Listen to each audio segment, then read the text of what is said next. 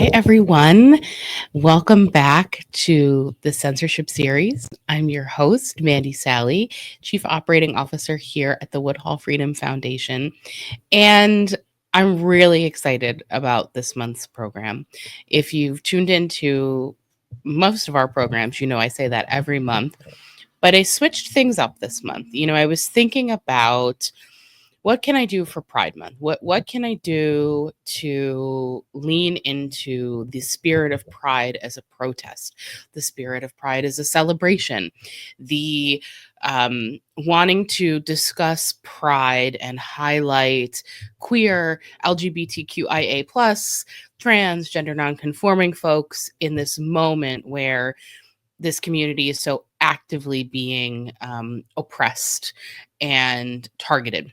This month, I'm turning things on their head a little bit.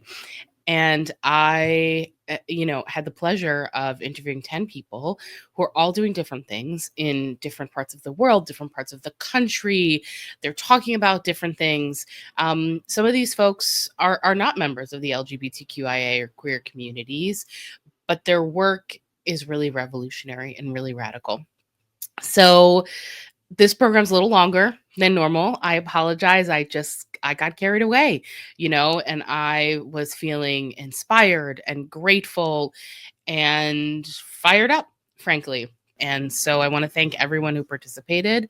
And I hope that the folks who are tuning in and watching will follow them and engage with them and be inspired by them in the same way that I was. So I'm going to introduce each of them as we go along, and then there'll be a short conversation between myself and them. And of course, as always, things that do not change about the censorship program always have ASL interpretation and will always be posted to our YouTube page after the live Zoom. So if folks can't stay the whole time, I did mention this is going to be a little longer than our normal hour program. It'll be available on Zoom or on YouTube rather for you to watch.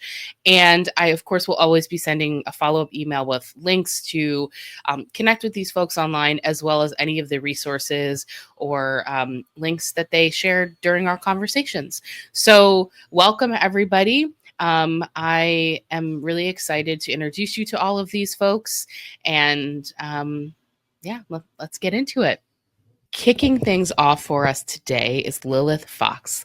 Lillithfoxx is a BIPOC, queer, neurodivergent, kinky, and polyamorous marketing professional turned board-certified sexologist, ASECT certified sexuality educator, professional speaker, coach, and diversity, equity, inclusion, and belonging consultant.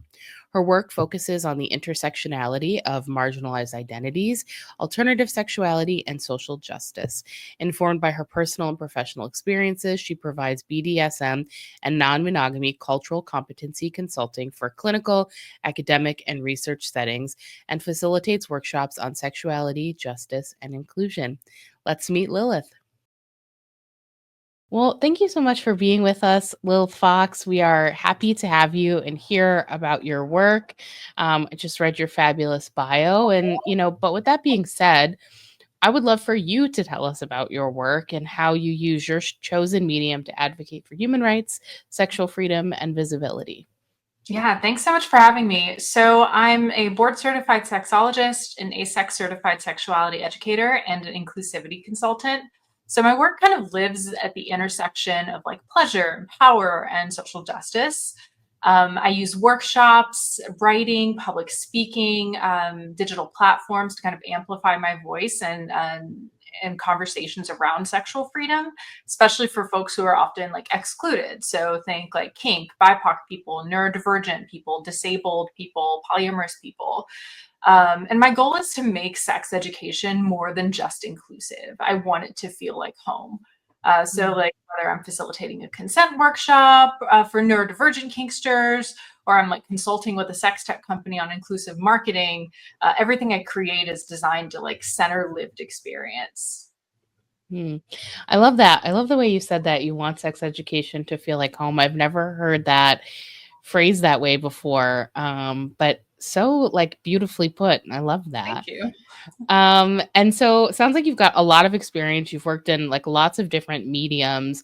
And I wonder if you could share a specific example of when your work sparked a conversation or maybe even created a little bit of change within your community or a community you may have been working with. Absolutely. So one that stands out is my class, Getting Freaky in the Spreadsheets. It focuses on consent and negotiation in kink for neurodivergent folks. And I designed it because I saw so many people struggling with pressure to communicate in ways that just weren't accessible to them, myself included. And so after the first session, I received messages from attendees stating that they like finally felt seen in a kink space. One person told me it was the first time that they felt empowered to initiate a scene because they finally had like a script to work with, and they had that validation that it's okay that their brain works differently. And this kind of feedback just absolutely fuels me because it's not just about education; it's really about liberation through accessibility. What are some of the challenges that you faced in doing the work you do, being able to express yourself freely, and how have you overcome some of those challenges? Yeah, I mean, in addition to censorship on the digital platforms, there's this like constant tug of war between visibility and safety. So Mm. being out and being vocal and like naming my identities, especially as a queer former sex worker and a person of color with like a public facing career, it's come with personal risk, professional risk, shadow banning, and even death threats. Mm. I've lost partnerships and even been deplatformed more than once for simply naming truths that exist in like the queer community and with sexual education and kink. But I just keep going because visibility isn't vanity; it's survival for so many of us. And I've overcome these challenges by building strong community and like finding other sex educators like myself that we can just kind of fuel each other and remind each other why we do what we do. And in general, I try to also practice trauma informed practice and with everything I do, including like how I take some of the threats. Even I try to just Mm. keep in mind that they're coming from a place of fear and pain, and I can at least hold space for that and like Mm. forgive them in my own way. And so, yeah, that's kind of how I try to overcome the challenges. Yeah, I appreciate you naming safety there, because I think safety is a lot harder to come by since, January 20th, 2025.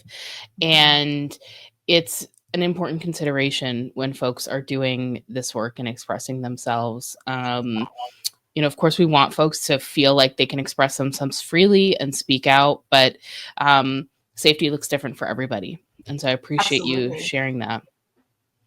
Yeah. So it sounds like, what you do is also sort of personal to who you are. Right. This is not just like something you do 9 to 5 during the week. And so I wonder if you could speak a little bit about how you balance the personal part of this, the storytelling, with sort of the broader change that you're hoping to accomplish with your work. Yeah, so I think personal stories are powerful, but I'm always careful to use them with intention. I share experiences when they serve a greater purpose, like disrupting stigma or humanizing a misunderstood identity or modeling a path through shame. But I also hold boundaries. My work invites people in, but it doesn't make a spectacle of my pain either. Mhm. I strive to move between like the micro and the macro. So starting with the personal to reveal the systemic and using that connection to sort of galvanize action. My last question for you is, you mentioned this briefly at the top of our conversation, but in this question, I'm sort of inviting folks to dream with me and use their imaginations. And, I'd love to know what you hope to change about the world with your work. Yeah. So I want a world where like nobody has to earn their right to pleasure, where Mm. like care and consent are the standard, not the exception. And where marginalized people don't just survive systems, but actually shape them. My work is about building tools for individual empowerment and like collective transformation. And I want that to kind of reverberate through society. And really, if I can help like one person feel less ashamed of who they are, and feel empowered in their identities and their exploration, then I feel like I've done my job. But really, I'm here to like challenge the norms and rewrite the rules and remind people that like sexual freedom is a human right. It's not just a nice to have. So, yeah, I would say above all, like pleasure for all. Thanks for getting us started, Lilith. That was a really great conversation. Next up, I want to introduce you to Carly Pifer. Carly is the creator behind Read AURORE, a writer with a history of exploring taboo topics, including sex and sobriety, abortion, domestic violence, and of course, confessional erotica. Carly has also helmed digital content and creative for several more vanilla interests, including Perrier, Burrow, and Blake Lively. With her writing and marketing experience combined, Carly has created an accessible digital magazine in which women's pleasure is a focus, where all body types are sexy and desirable, where non binary and trans people can see their experiences reflected. Read AURORE. Let's go meet Carly. Hi, Carly. Thank you so much for being here with us today. I'm so excited for folks to learn about you and your work. And with that in mind, tell us a little bit about your work and how you use your chosen medium to advocate for human rights, sexual freedom, and visibility. So, I'm the creator of AURORE, which is a space for real sex stories. I actually had the idea for this site in the first Trump campaign term, and it was a moment in time, which I'm sure a lot of us remember. It was the height of Me Too. Obviously, we were seeing this person campaigning to become president who was openly sexually assaulting people. And then we went on to have the Kavanaugh hearings. I think it was a really difficult time for survivors, especially for women and LGBTQ plus people. And I wanted to create a space to celebrate sex, to focus on the good parts of sex while also acknowledging that there are so many bad parts of sex. Like there's bad sex, but then there's also, of course, violence and assault. And that by focusing on the positives, I hoped that we could spread better sex to everyone and to create a shame-free space to share desires, memories, and fantasies, especially from voices that weren't represented enough in the erotica or romance that I had encountered in my life. I love reading porn, but I felt a lot of the heteronormative gender roles in romance just really didn't do it for me, took me out of it. I wanted something that felt truer to real life and representative of fantasies that I could actually make happen. And I feel like in New York, it was the case that myself and a lot of my friends were having kind of crazy, fun, interesting sex. So I was like, I think we have some stories that of our own that may even be stranger than fiction. And so yeah, I created the space, and I think from the beginning, the whole concept was a challenge to the shame and anti-sex and anti-pleasure movements. And it's been really interesting in the last 6 years since I've had it, how we've kind of gone further into that while I continue to do the work. I've always been judgment-free and really somebody that people could tell their truths to without judgment. And the process in the beginning, I ran a Kickstarter campaign and soon realized I had all these donations from women-owned sex toy companies. And suddenly it was that you could not give away sex toys. I didn't realize that sex toys were illegal for people under 18. Stripe, the payment processor for Kickstarter, is notoriously sex negative, and they would not allow that. And I think I just didn't realize, because sex is so pervasive in our culture, society, and media, I didn't realize that when it was coming from a more female-centric gaze, that it was going to be up against so many barriers and censorship. So that continues. Yes. Yeah. Well, and I think it's not only that you're writing from a woman's perspective, but also owning the pleasure piece of it, right? Like we know that when you add that sort of pleasure and the owning of one's own sexuality into the mix, that's when the censors really get fired up. And so I can only imagine, I'm sure it started with Kickstarter and Stripe and is just sort of like expanded elsewhere. But I would love for you to share an example of when the work that you're doing sparked a conversation or sparked some change in your community. So one of the first stories that was ever submitted to AURORE was a story called Paradise Found. And it was, I mean, I was just kind of floored when I read it. And I continue to get submissions to this day that I'm just floored by the bravery or the courage of the voice. And this one sparked conversation in that I got a lot of responses and DMs from people saying that they had never read a story, an erotic story that represented a person like them.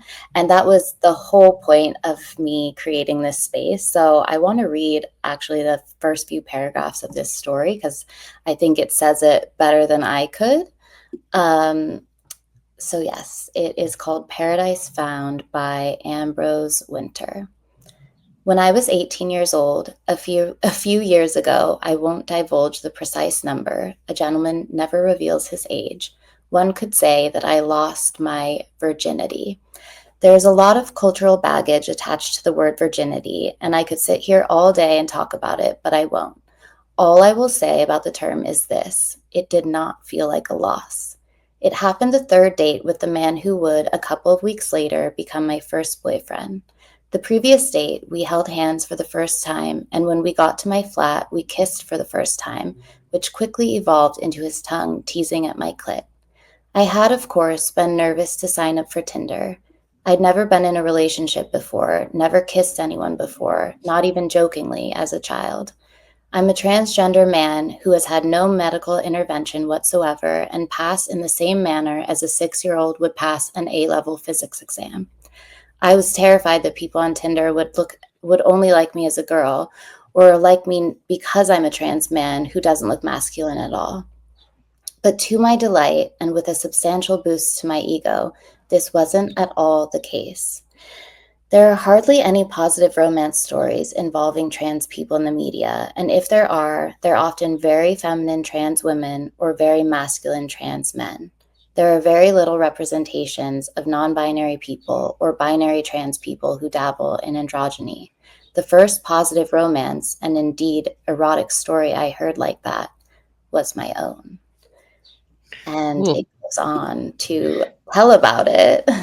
I love that. And folks can read that, right? If they head over to AURORE. Yes. That's awesome. And I will say, just to share, you and I met when we were vending an event here in New York City, and I got a chance to listen in on the workshop you were giving, because not only do you accept submissions and write, but you give sexy writing workshops. And I have to say, I was so like emboldened, and like it was so exciting to witness that. And so I love that you are like spreading the pleasure to the world. And thank you so much for sharing that and like creating this space for folks.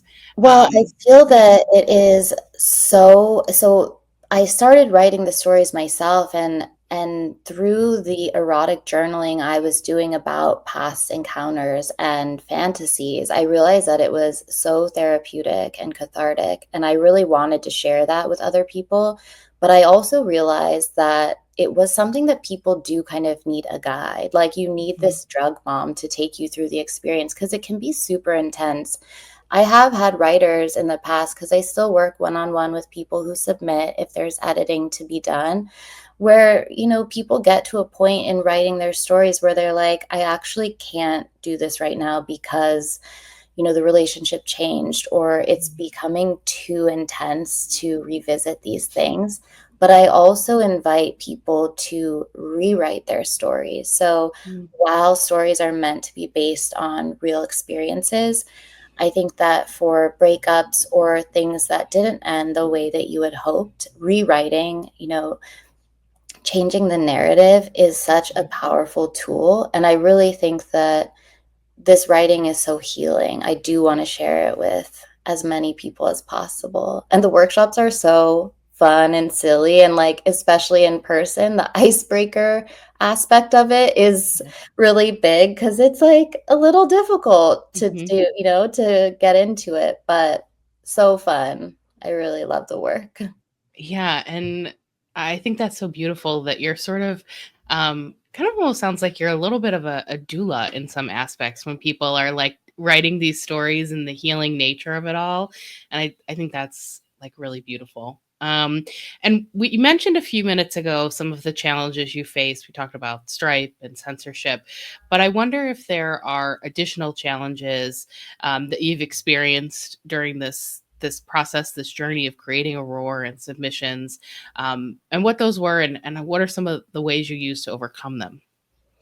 Well, one thing I would say is that as I began, and this was just a passion project, and quickly it grew to the point where I needed to make it my full-time gig. But I'm not a business person. I am maybe closer to what you said, a doula. I am more creative, and this work to me isn't about making money. It's about doing good and helping people. And one of the beauties of not having investors' money is that I don't have anyone to answer to. Mm, So, what I would say is what performs better on the site and on social media does tend to be more heteronormative stories. However, I am never going to choose a story that will perform better over a story that I think needs to be shared and mm, is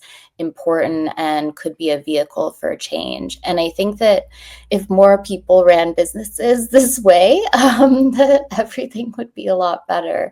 But I yeah. think that that's the biggest way that I can stay true to my mission and try to enact change is by not having to answer to anyone about what is going to drive the most revenue, and instead what is going to drive the most change and positive, hopefully positive change for communities that are marginalized. And I think that I run into censorship a lot on Instagram, as we all do in Hmm. this field. Um, and I think that the way that I fight that and challenge it is just by not changing what I'm doing to appease the algorithm. Sometimes I'm in Instagram jail for months, and that does affect my bottom line. But I feel that my moral integrity on the issues that I care about are more important than compromising for more views or likes. And I do believe that as you build something slowly, eventually that does pay off. And, it takes a long time, but patience is a virtue here. And it makes it all worthwhile when I get, like I said, notes from people saying that this story impacted me, or I felt this, or you allowed me to experiment or think of something in a new way. Like, that's what's really worth it to me. Yeah, absolutely. And my next question is, the stories that folks are submitting, like you mentioned, these are based on their real lives, like experiences they've actually had. And so I wonder, how do you balance sort of the personal storytelling element of collecting these stories, writing these stories, working with writers, with sort of the like broader conversation, the social change that is happening just by virtue of giving these stories a place to live? How do you balance that? Yeah, I mean, I think that by its very nature, this work is so political, and it's impossible to separate that. And while, like I said, the beginning of the work, um, in the first Trump candidacy, wanting to have a positive space apart from all of that negativity and fear and shame. That's the real balance that I struggle with, is how to acknowledge what's happening in the world while also giving people a place to escape to that feels safe and where they don't have to think about that for a little bit. Because I think in general, my community and my followers are political, are informed, and are unfortunately extremely aware of all of the scary things happening right now, and their freedoms being at risk. And so I think that there's a way to do it just in the writing, in sharing these explicit desires and owning the pleasure and telling these stories that is so political, and like not using the word segs. I mean, like, that's a silly thing, but honestly, like, I refuse to do that. And if I'm censored for it, fine. But I think that there's just something to be said for really doubling down on what is real and not kowtowing to these forces of evil that we are subject to on social media platforms. Yeah, absolutely. My last question is, this is the imagination question. You know, I've been inviting everybody who I've interviewed as part of the series to dream a little bit with me. It sounds like you dreamed and you created something, which is awesome. But you know, in continuing sort of that line of thought, what do you hope to change about the world with your work, or just about the community or people around you? What are you hoping might change because of Aurore's existence? I really hope that people feel there's a space where they don't have to experience shame for their sexual desires or sexual identity.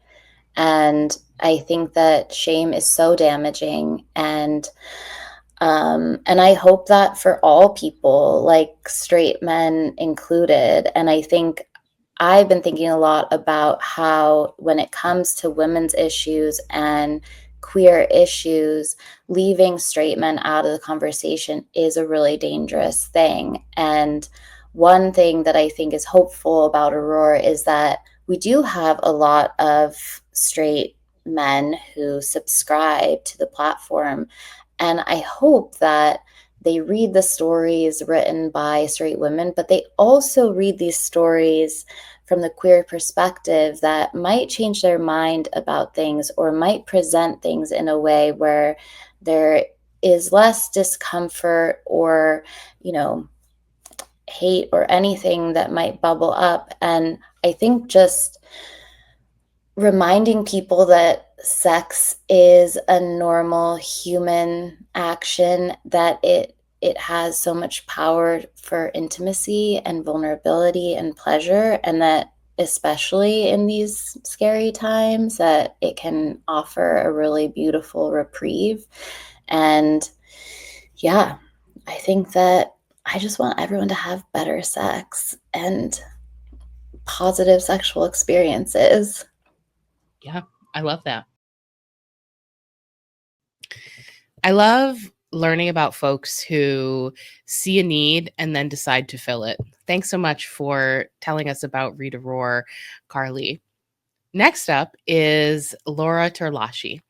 Laura Torlaschi is a Queens-based essayist and community organizer, previously published in the New York Times Tiny Love Stories, Roxane Gay's The Audacity, City Limits, and Petite More. Drawing on her experience as the queer, disabled daughter of Argentinian immigrants, she explores class, sex work, gender, and disability. In 2024, she was awarded a Peri Plus Collective Fellowship. She is currently in an interdisciplinary bachelor's program studying the intersections of gender and labor, with a special focus on commodified sexuality. That sounds awesome. Let's go meet Laura. So thank you so much, Laura, for being with me today. I'm excited to chat with you about your work. And I'm excited to be chatting with you here and sort of a Woodhall forum. You and I have worked together on Decrim New York advocacy, but it's exciting to sort of see each other in a different context. So really glad to welcome you here today. And to get us started, I would love for you to just share a little bit about your work and how you use your chosen medium to advocate for human rights, sexual freedom, and visibility. Yeah, so I've been a writer my whole life, which I feel like is often the case for writers.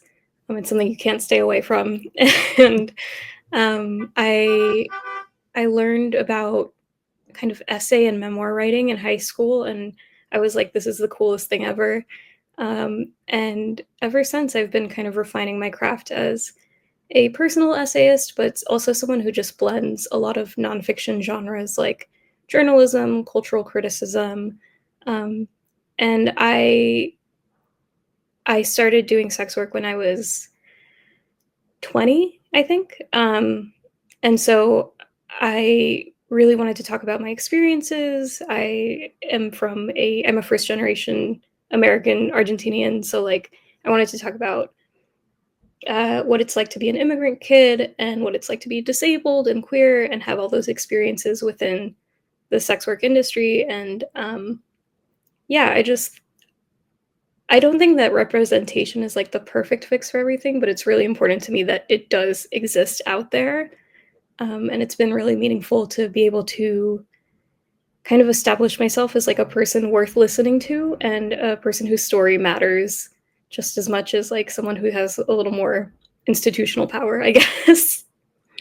Yeah, absolutely. Well, we know, right, from our advocacy work with Decrim that personal storytelling is so powerful, right? And it really, I think when somebody is, not to be cliche, but sort of like writing or speaking from the heart and their own true experience, it's moving, right? Yeah. And it resonates with people.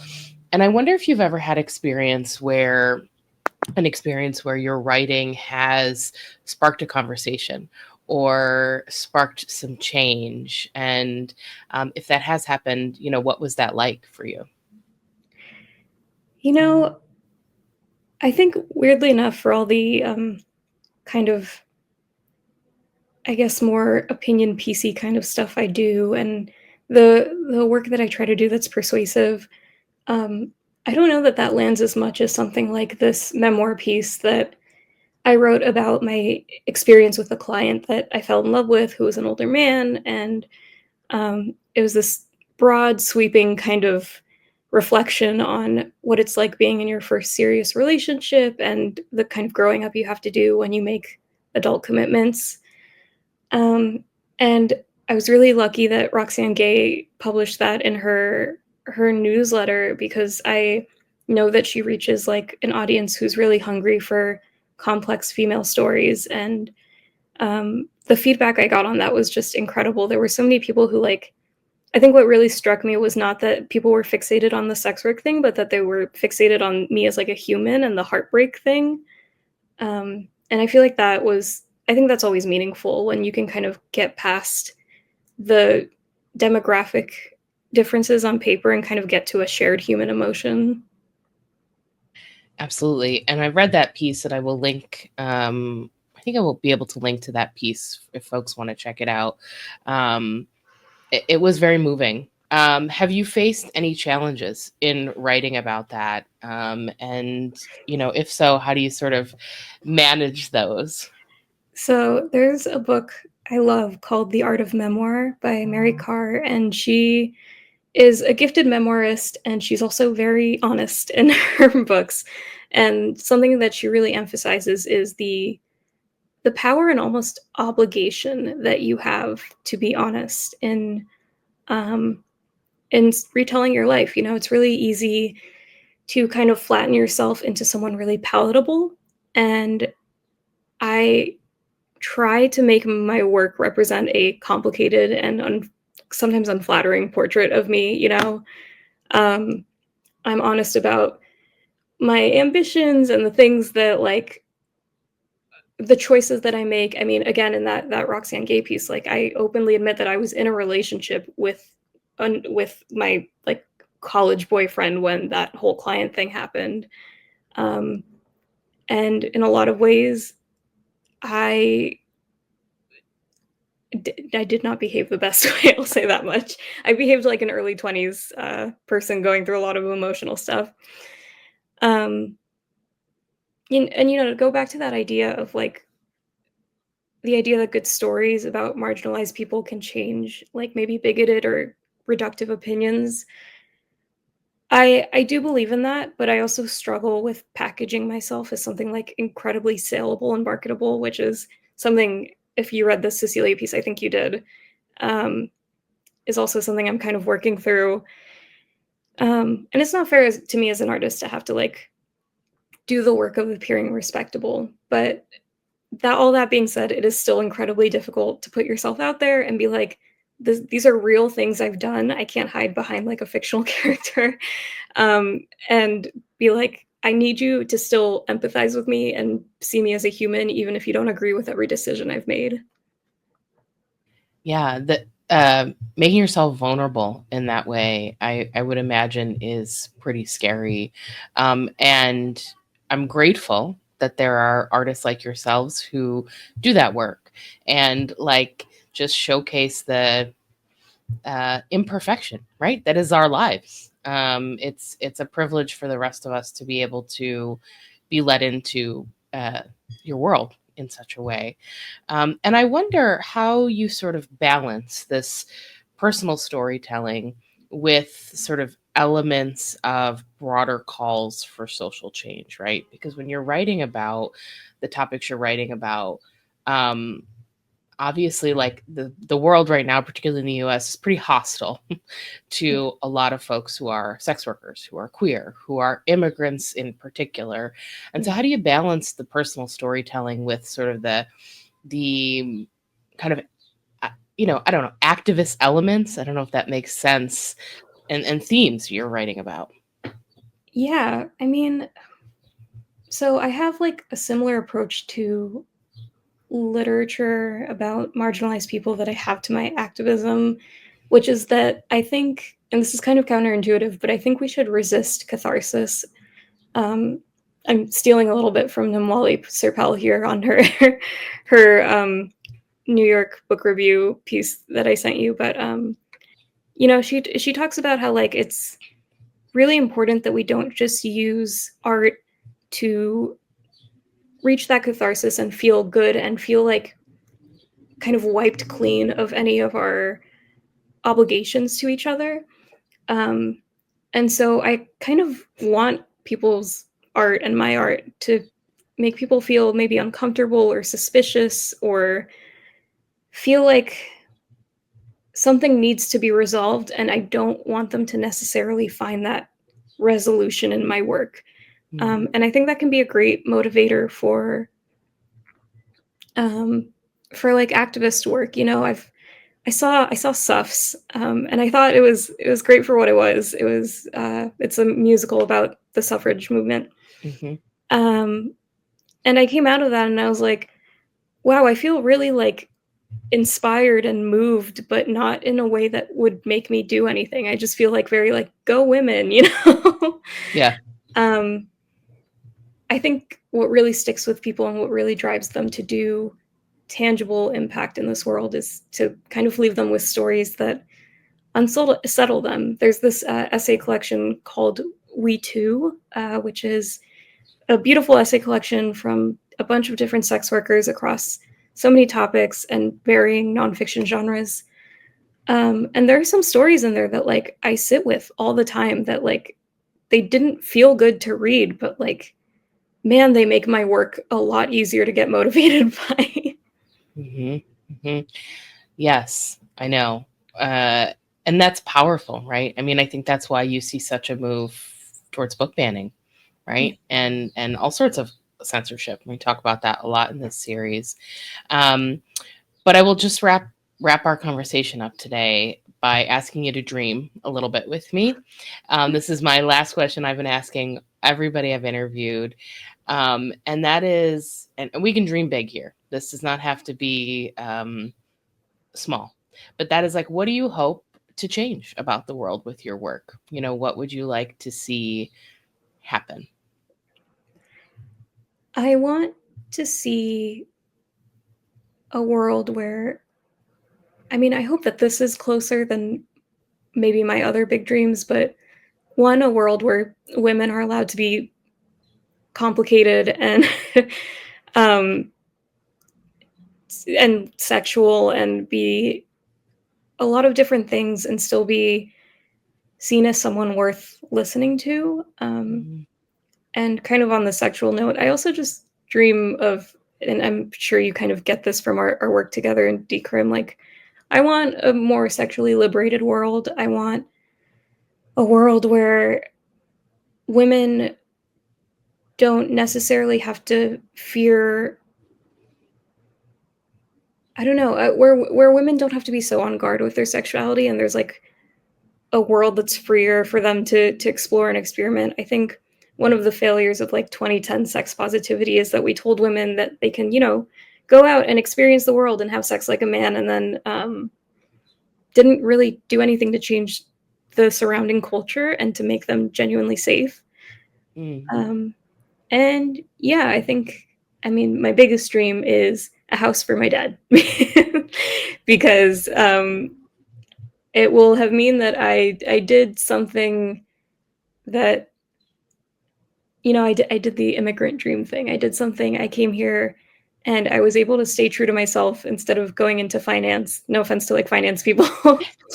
um, while still being able to provide my immigrant parents a nice, happy life.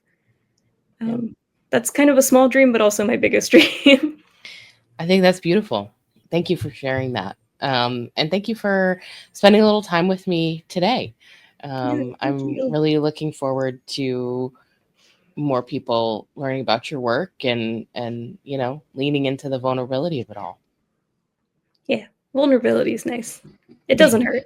Well, it does hurt a lot, but it's worth it. Yeah. So wonderful when our organizing work at Woodhull collides with the censorship series. I was so glad to have Laura as a part of this conversation today. Thank you so much for joining us. Next up is Amari. Amari is the founder of Admin by Amari Agency, a sex-positive virtual assistant agency dedicated to providing seamless administrative, personal assistance, and social media support to professionals in the sexual wellness and women's rights industry. She's also an accredited sex and relationship educator and certified sex coach and clinical sexologist. She's also one of the folks joining us from abroad for this month's program. So without further ado, let's go talk to Amari. Hi, Amari. Thank you so much for being with us today.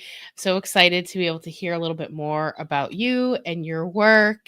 And so tell us a little bit about you, your work, and the medium that you're using to advocate for human rights, sexual freedom, and pleasure.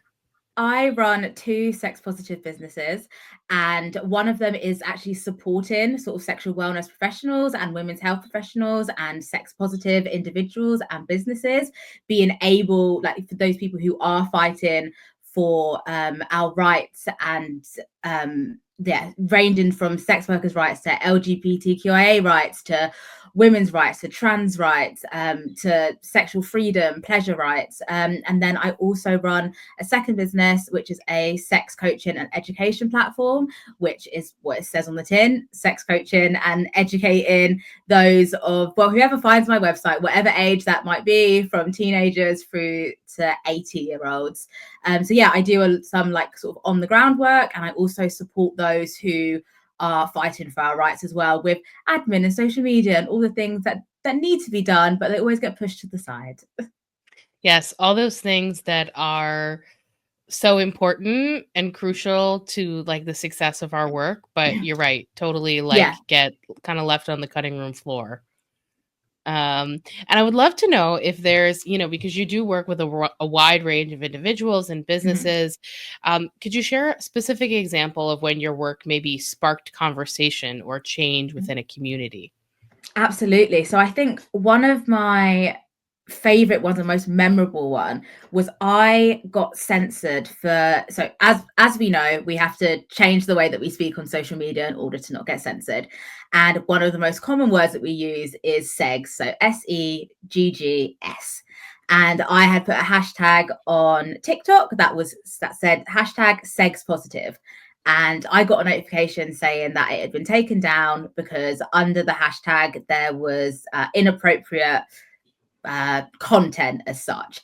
And I posted that on Instagram, and it just sparked this conversation of how it doesn't matter what we say. And some people in the comments are saying, well, let's go back to saying sex then. If they're going to flag us for words that aren't even real in the slightest, then why don't we just go back to saying sex regularly? And I was like, yeah, you know what, that does make sense. And I'm noticing more and more now where all these fake words that we're using are still getting flagged up. And it was just a really interesting conversation about what we can and can't say, and if there's any point in censorship. And I have noticed that going forward, there's been clients that I've worked with who have just said, no, we're not doing it. Like, we're just going to say the word and whatever happens, happens, because there are people who censor everything and it still doesn't work. So yeah, it was just that it just really had a really healthy debate of, well, what do we do going forward then? Do we carry on or do we not? And is it important that we do say the word sex, which I do strongly believe it is important. But then at the same time, if you're going to get censored and no one's going to see it, then what's the point? So it just sparked a really interesting debate just about, censorship and going forward and like, what the best practices are. And to be honest, like, I don't think anyone can agree on one single best practice when it comes to censorship and what's the best way to go about it. But yeah, it was just really interesting and really made people think about, like, is social media even the place to be? Yeah, social media can be a really hostile place, and algo speak is very frustrating, to say the least. And so you spoke to this a little bit, but I'm wondering if you could speak to any other challenges you face in expressing yourself freely as a pleasure activist, and how you've overcome them. Yeah, of course. So, I mean, obviously, I've got to talk about censorship again. That has definitely been kind of like the number one thing, where I remember the first time I was censored, I was like, oh my God, both my businesses are going to fail. This is going to be the end. What am I going to do? And like, I'm very much like a Gen Z as well. I know people back in the day, they didn't have social media and they could promote their services elsewhere. I would have no clue where to begin if social media went away. I'd be done for. So I would say the censorship aspect, especially when you're just trying to educate, it's all education based as well. And it's just even more frustrated when it's coming from such a good place that can actually like help people. So I'd say that would be the number one thing. And then the second thing, just creepy people in my DMs who are just being creepy. I don't need to expand on that. I'm sure you can imagine some of the messages that I get. I've only ever had one unsolicited penis picture, so I will take that as a win. Not great, but then you get really random ones that like they try to disguise it as being like they're interested, but then like one person was very clearly trying to get my address. They were like, can I send you a birthday card? Like, what's your address? I was like, no. You can't. Yeah. So, you know, people see the word sex, pleasure, masturbation, whatever the word is, and just assume that they can send you whatever and they can say whatever and that you're just open to anything. So that's the other thing which can be a bit frustrating, especially when you're trying to sell a service and you're trying to navigate, is this person legit? Am I wasting my time? Will they actually commit? Will they buy something? Will they use my service? Yeah, I think that. And then I guess the third one would just be, obviously some people don't view it as a legitimate sort of thing that you're doing and that you're just kind of like making it up. They take you less seriously, I think, when you say, oh, yeah, like I do things like within like the sexual wellness industry or stuff like that. I don't think they realize the extent to like, I run 2 businesses. Like I run a profitable business, and I think people can be a bit like, oh yeah, she's just like doing whatever, that's fun. So I guess trying to that credibility, there we go, I think kind of drops ever so slightly. That could be my perception, but yeah. No, I totally agree with you. And I think there's this, you know, the second 2 challenges you named are evergreen to this industry, right? Like those aren't going away. And I think the fact that you have to navigate all of that on top of having to deal with censorship to even start the conversation just highlights how difficult it can be to do really good work in this field and provide the sex and relationship and pleasure education we also desperately need. So I appreciate the way you broke that down. And I wonder if you could talk a little bit about how you balance the personal storytelling with sort of broader calls for change in your work, right? Because obviously this work of pleasure and talking about sex, it's political just by existing, right? Like sex is a political thing. And so how do you balance the storytelling, the politicalness of it all, within, you know, running two businesses?